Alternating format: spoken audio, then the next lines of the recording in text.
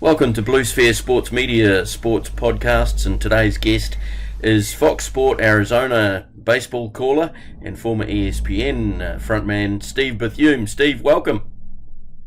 Thanks, Ian. It's great to see you again. It's been a couple of years since we got together in the booth at Chase Field, so it's nice to be with you. It certainly is, and life's a little bit different for you at the moment. No baseball to call.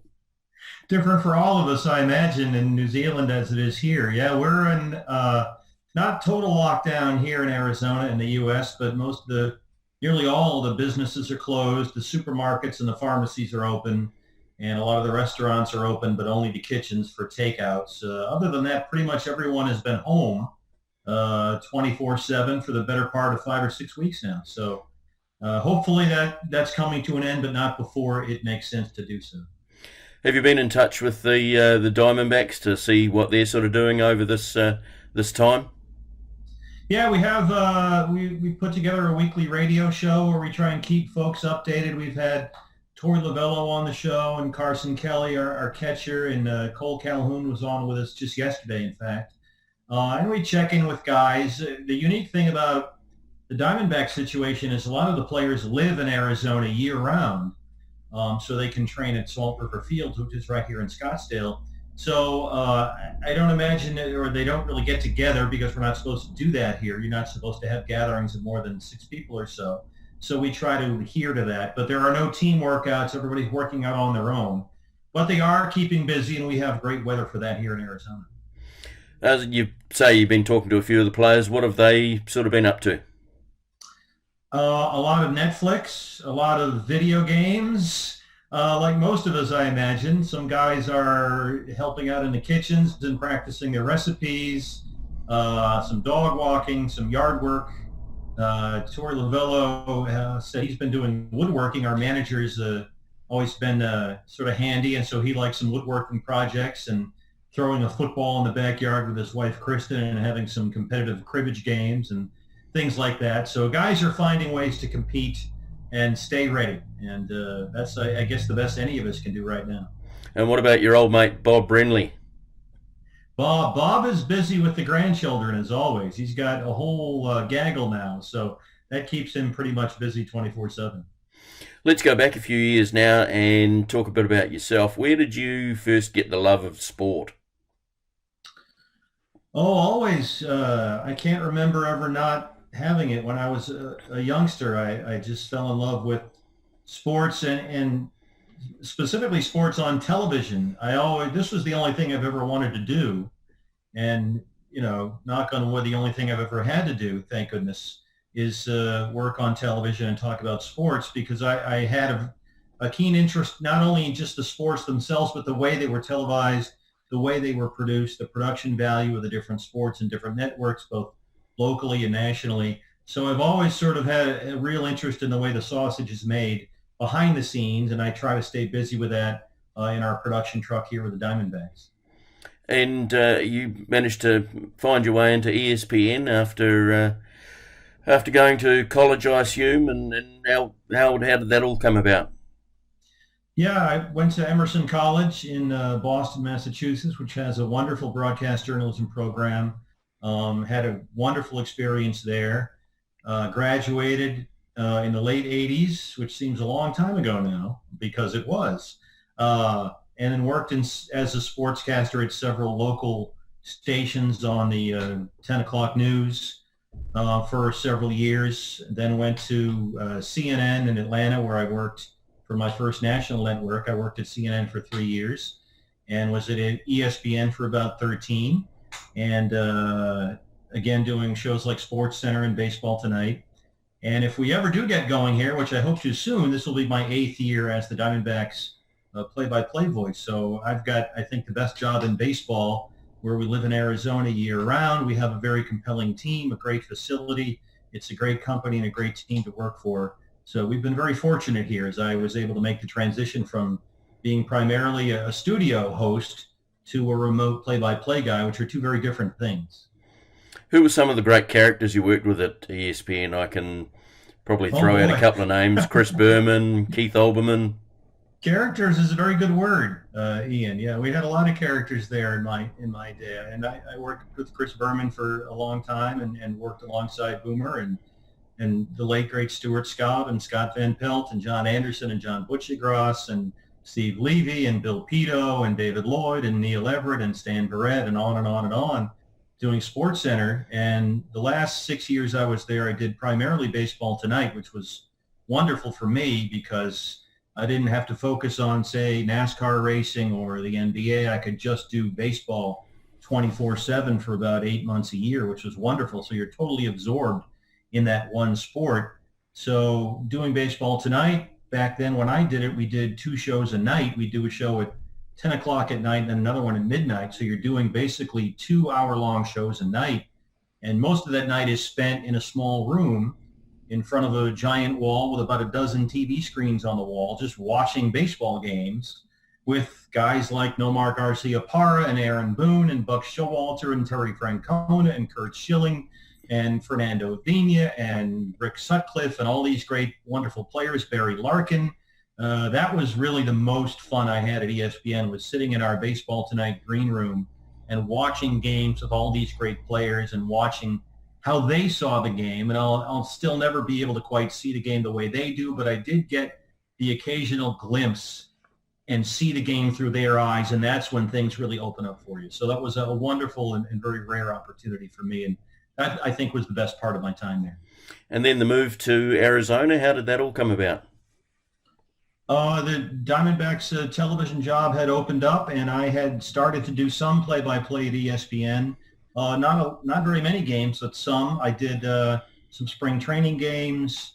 I did a regular season game in Tampa Bay when the Rays won the wild card. I did some college baseball, some super regional broadcasts with Doug Glanville. Worked with John Kruk for a long time. So I had done some games, but not very many. And I was anxious to make the transition from, as I said, the studio to the broadcast booth and be at the ballpark every day and be part of the team and enjoy that ride. And I was lucky enough to get hired here in the beginning of the 2013 season. So I've done 7 seasons now, and this one will be my 8th. And I remember when I was hired and got the job and we were moving from Connecticut to Arizona, my friend Tim Kirchin, who's worked at ESPN covering baseball forever, said, and he had been a beat writer in Baltimore and in Texas covering the Rangers, and he said to me, "Bert, a baseball fan like you, the way you are and as passionate as you are about the game, the thing you will love the most is the 162." And he was, as usual, Tim was 1,000% correct. And that really is the best part of the job. It's the journey. It's the 162 games in 180 days. It's 6 months of every day. That's the great saying in baseball. This is in football. We do this every day. And it really is a fun ride over the course of 6 or 7 months. So what would be a typical day for you on let's say, a home game against the Dodgers? Well, let's see. We start our home games at 6:40 p.m. here to let folks get home a little earlier, hopefully. So I live about 15 minutes away from the ballpark. So I would generally leave the house about 1:30 in the afternoon. Then I'll get up, try to get some exercise in the morning, walk the dog, have breakfast, and then it's usually a couple of hours of prep work from home. And then I'll pack up and get in the car and drive to the park about 1:30. Get there roughly about 2 o'clock for a 6:40 start. There's a lot more work there. There's meetings with our producer. There's meetings with our director and our graphics people. Then we get together with the manager, Torey Lovello, in his office and close the door. And Torey's been an absolute godsend for us in terms of the broadcasters, both the radio and the TV guys. He's very open with us. He's very honest about what's going on with the team. Some things we share on television, some things we don't. But he really does give you a perfect sort of temperature of where things are that day. So that meeting with Torey has become very important when I take that information and go into the broadcast later on.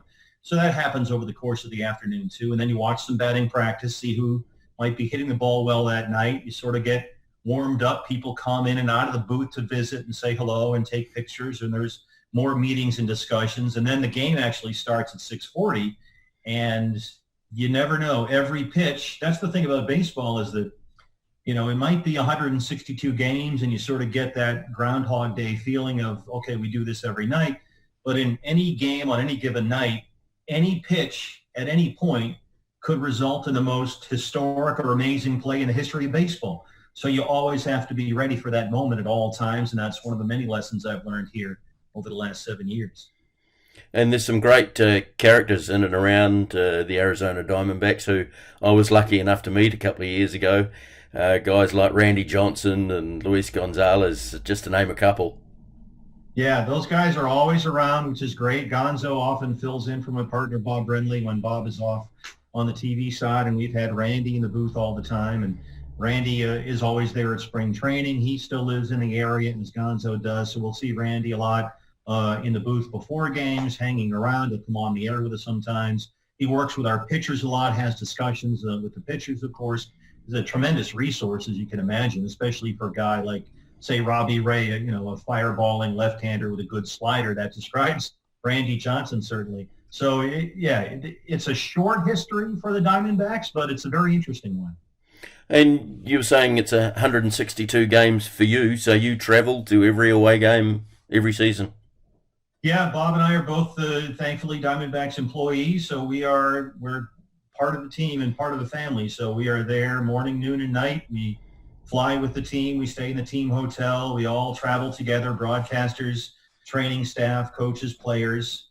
There's 2 buses. There's 1 plane. We charter flights everywhere. So it's every day, morning, noon, and night. And there's a lot of travel involved, certainly. But the Diamondbacks do a wonderful job of making that as easy as they can on us. So you don't really have to worry about where your bag is, or checking into the hotel is always taken care of. And you rarely ever go through the main gate of an airport. Usually our bus goes through some back gate and parks under the plane, and we just get right on the plane. So there's a great deal of travel involved, and it can be tiring, but they do a wonderful job of making it as easy as they can. In those 7 years that you've been play-by-play caller for the Diamondbacks, what are a couple of absolute highlights? Oh boy, I'm not sure it's a highlight, but we've had a lot of extra inning games. I'm not sure why that happens. My first year was 2013, and Bob and I think we broadcast a total of 86 extra innings that season, which was insane. And on one road trip, in fact, it was the same road trip, we had a 7-hour game in Philadelphia and then a 6-hour game in Pittsburgh. Last year, in September, we set another record. We set all these records, both for innings and for time of game. We had a 19-inning game against the Cardinals at Chase Field with a day game the next day. That fortunately we didn't have to do because it was getting picked up by another network. So we got to rest our voices. But when you do a 19-inning game, it's hard to get through it sometimes. So we've had a remarkable number of those games for whatever reason. And we touched on it earlier on in our conversation about the current coronavirus, COVID-19 situation. How's baseball going to come out of this? Well, it's interesting. The public health is priority one, and Commissioner Rob Manfred has been very careful to not use the word plan. They don't have a plan in place right now because they need to sort of see where things go in terms of the public health situation. They do, however, have ideas. And one of the ideas that was reported by another outlet earlier this week was the idea that baseball would get underway perhaps in June in 3 different sites. You could have Chase Field in Arizona, you could have the Astros in a Rangers new ballpark in Texas, and you could have Miami and possibly Tampa Bay's indoor ballpark in Florida, all with retractable, almost all with retractable roofs, all indoors. So that way you'd have 3 sites, 10 teams in each site, and you could get baseball started without fans that way, like they are getting ready to do in Korea and like they've already done in Taiwan, and just get things going. Because if you do get things going, I believe by early June, which is still a possibility, you can play a very representative, if not a complete 162-game season, if you stretch it all the way into November and then figure out another plan for the postseason using perhaps neutral site ballparks. all of this is up in the air. None of this is written in stone. They don't have a plan, as he said, but they do have ideas, which I think is very prudent. You need to be able to go somewhere when you get the green light to get things cranked up again. And I think baseball's done a good job with that. Where it ends up and when we start, we'll see. But I do believe we'll have baseball hopefully soon at some point this summer. Steve Berthiaume, thank you very much.